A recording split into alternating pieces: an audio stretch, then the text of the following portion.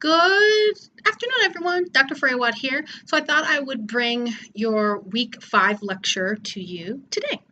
And this week, what I want to do is I want to focus on sort of the relationship and from an ideological perspective, and then also a practical perspective between Malcolm X, El Haj Malik El Shabazz, Malcolm X, James Baldwin, and Martin Luther King Jr. And the reason why, although you're listening to three of their interviews around sort of Negro and the American promise, I thought I would also bring a couple of different elements into the fold.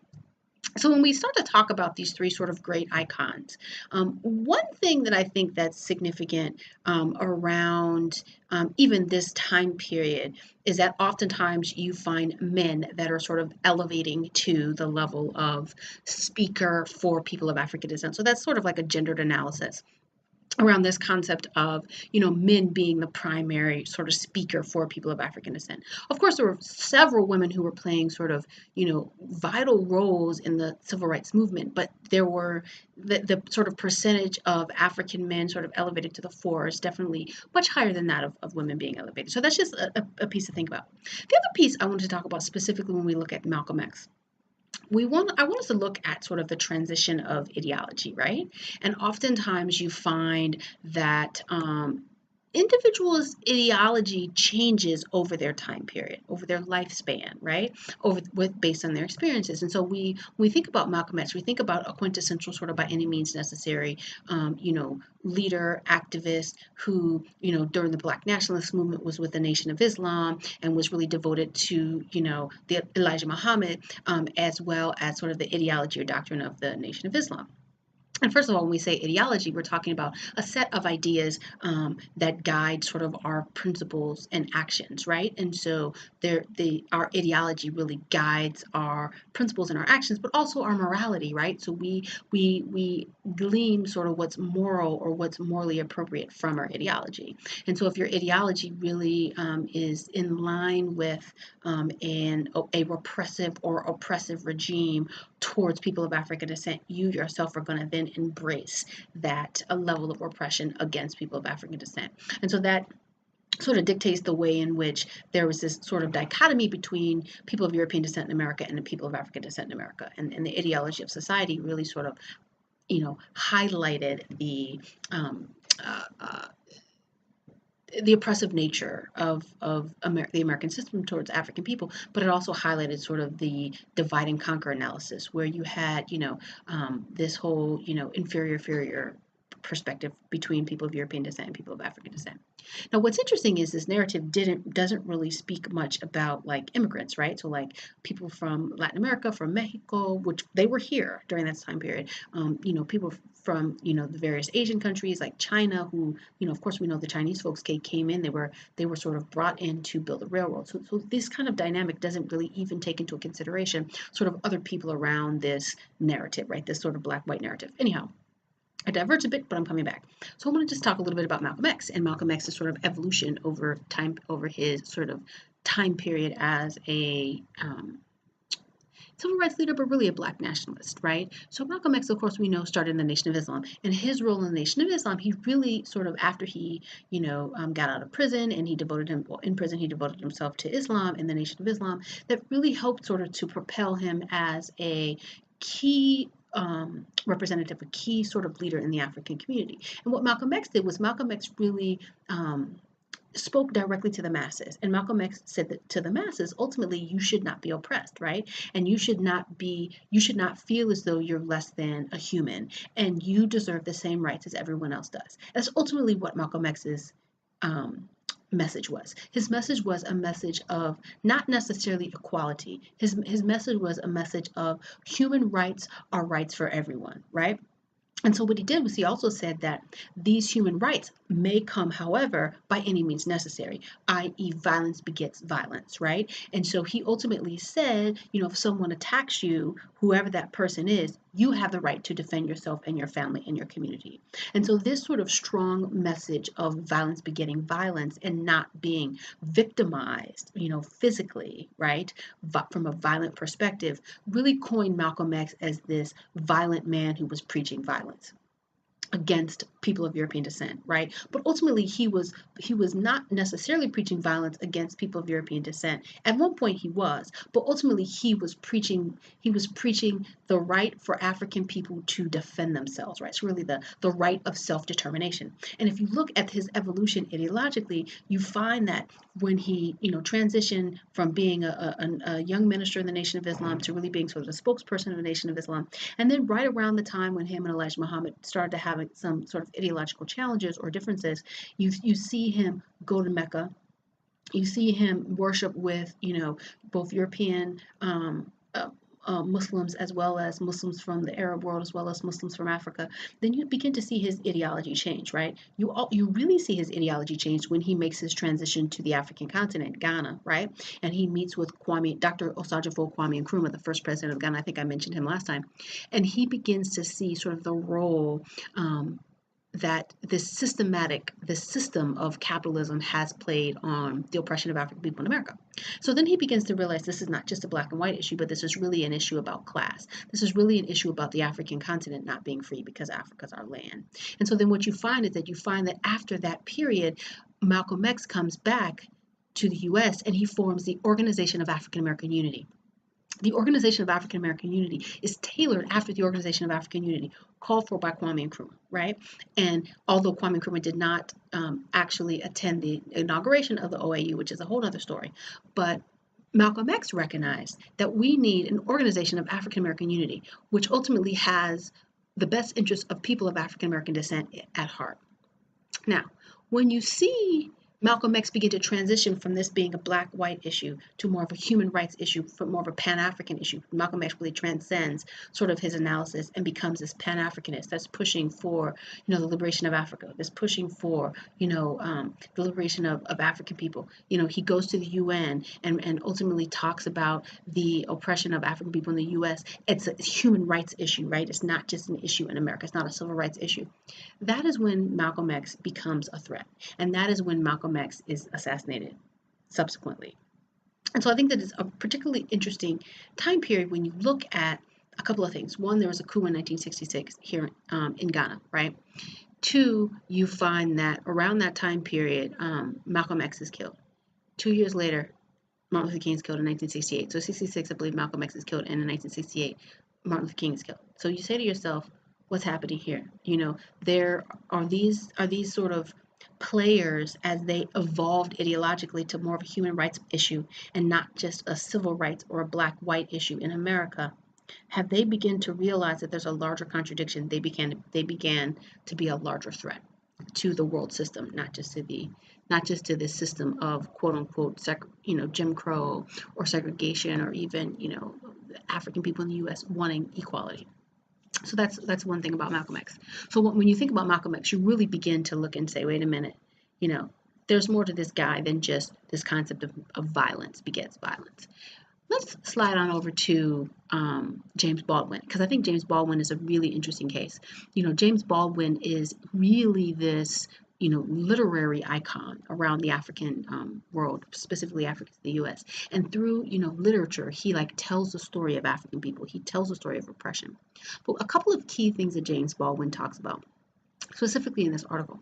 One, James Baldwin is underrepresented in regards to scholarship, right? Because oftentimes you think about the civil rights movement, the black nationalist movement, you don't think about James Baldwin. You think about Malcolm X, you think about Martin Luther King, you think about, all these other people, Rosa Parks, you do not think about James Baldwin.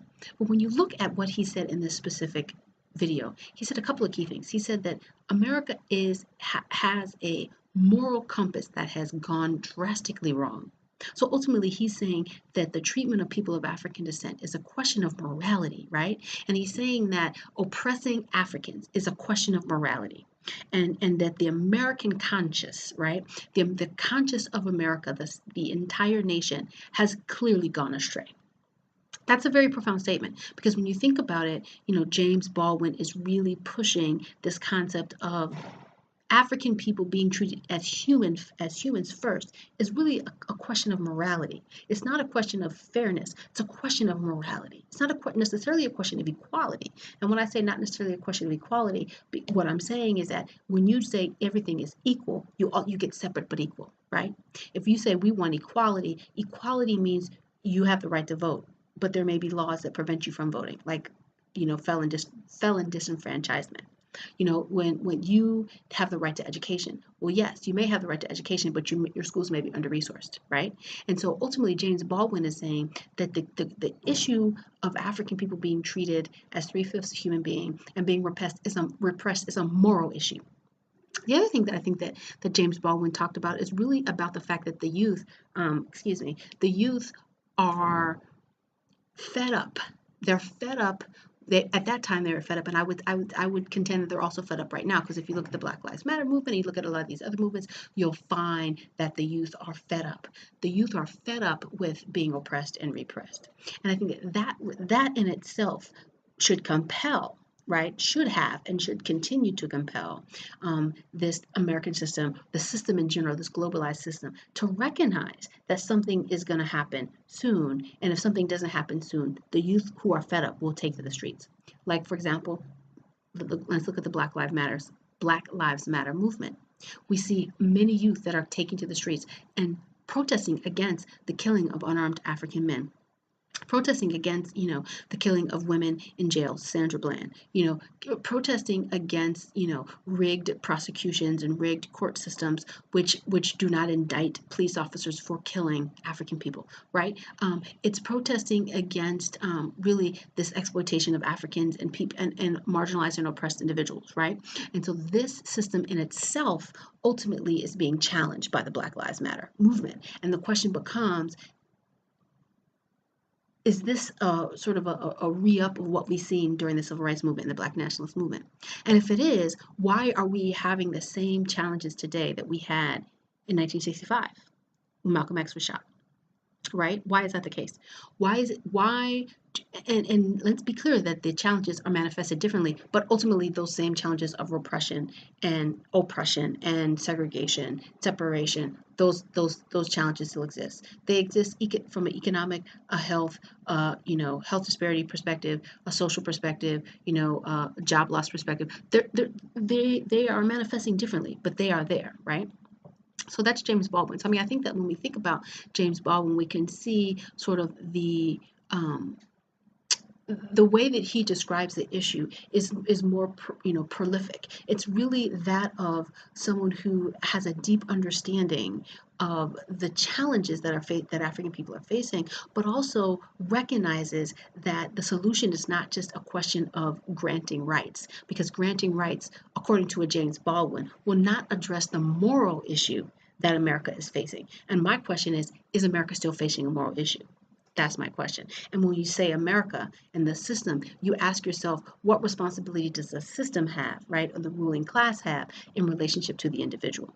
And how do the individuals who have a relationship, positive or negative, to the mode of production, as well as the white hegemonic power structure, how do they relate to the system, right? So when you think about white privilege, for example, this is a hazy topic. People get nervous when you talk about white privilege, but is there such thing as white privilege? And I contend that there is, right?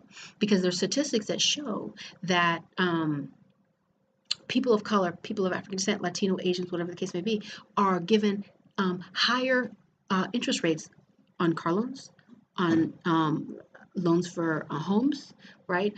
They are disproportionately denied access to loans in general, for capital, business starting. There's a wide variety of disparities. When you look at the disparities between health issues like HIV/AIDS, hypertension, asthma, the disparities are gleamingly ridiculous, right? And so there's a huge disparity. So there's got to be a disparity here, and there is, the closer you are to white hegemonic power structure, the better sort of treatment you get. Now, that doesn't mean that people of European descent are not oppressed, and that doesn't mean that people of European descent are not struggling economically. But what it does mean is that they have access to resources that other people do not necessarily have access to.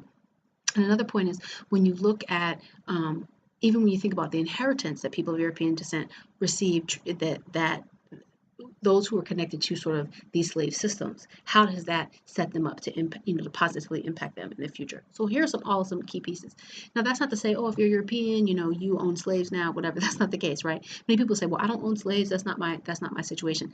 But you don't necessarily have to own slaves to benefit from the white hegemonic power structure, right? You don't necessarily have to be a woman or have to be a woman, excuse me, have to be a man.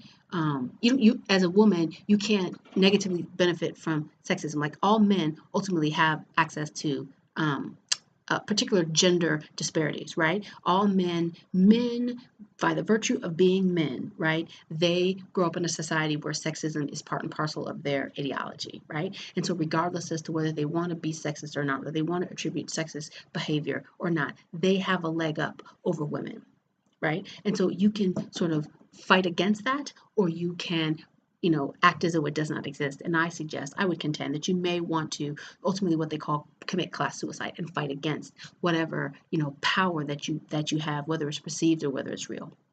There's that. Let's slide on to Malcolm X. And I know I'm diverging a bit, but I think that it's kind of important to give this context. When we think about Martin Luther King, excuse me, not Malcolm X. Again, Martin Luther King. He's the quintessential nonviolent guy.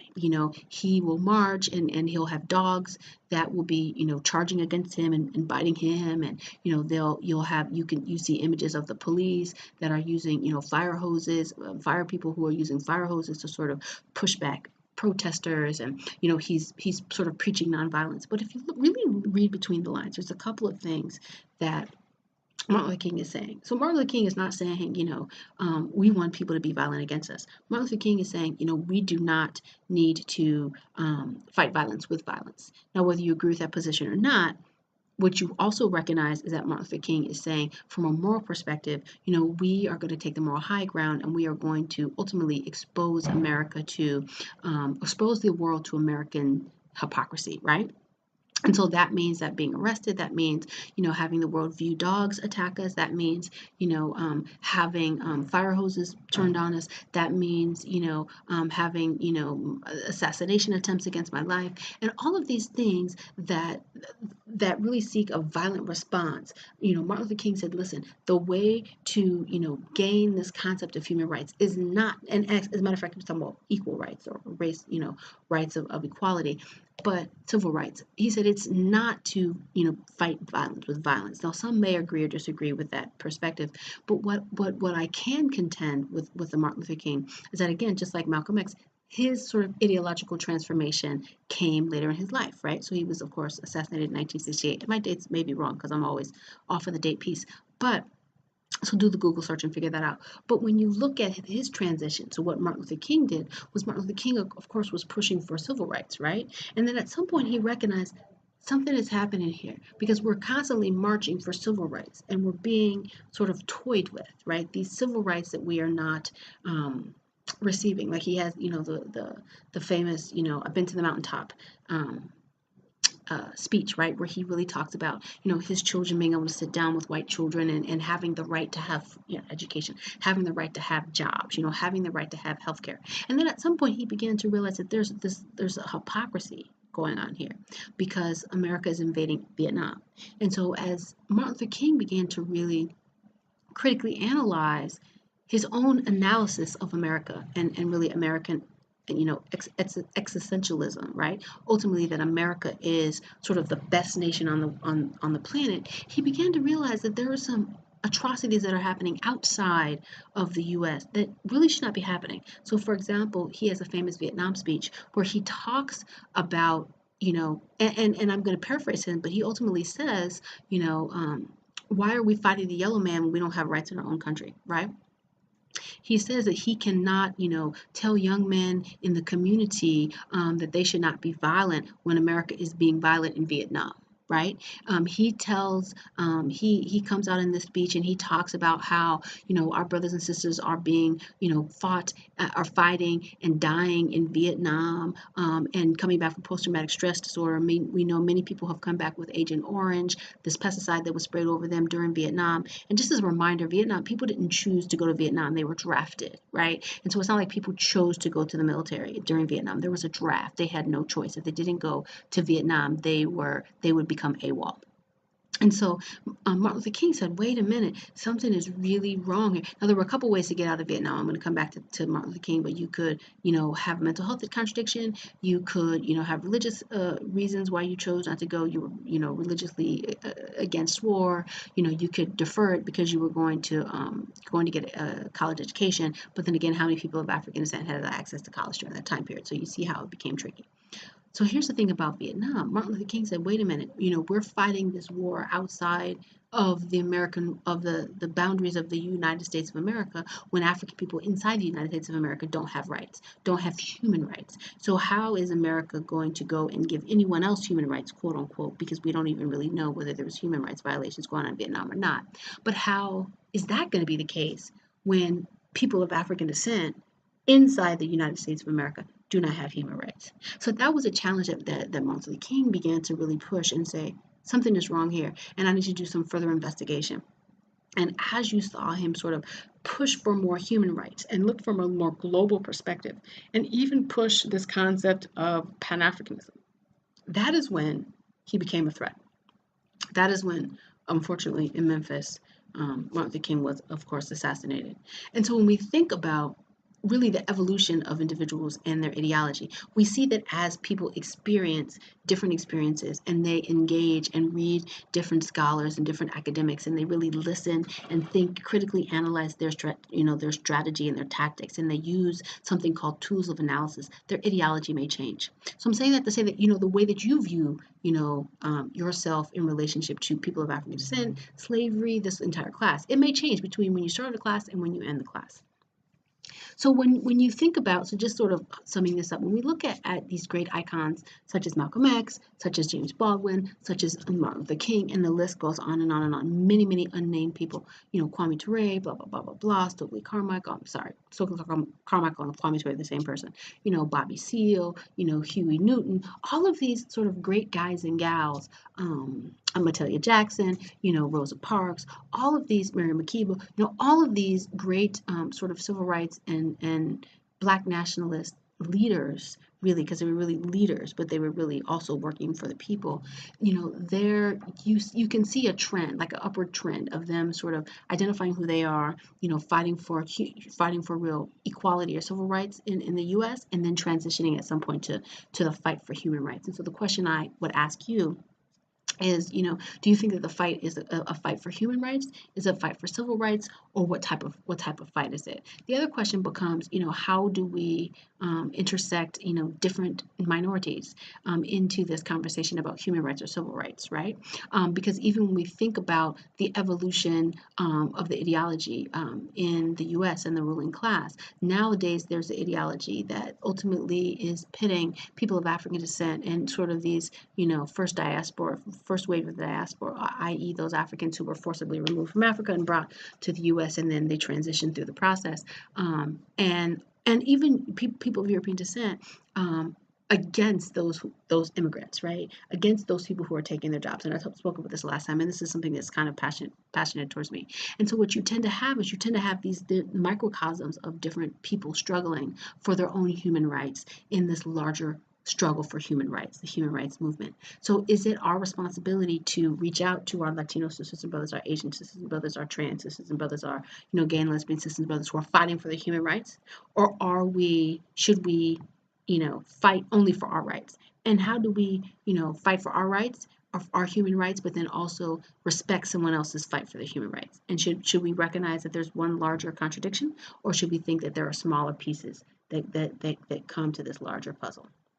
That is my lecture for week 5. I hope you enjoy it. Looking forward to chatting with you next week. Thanks a lot.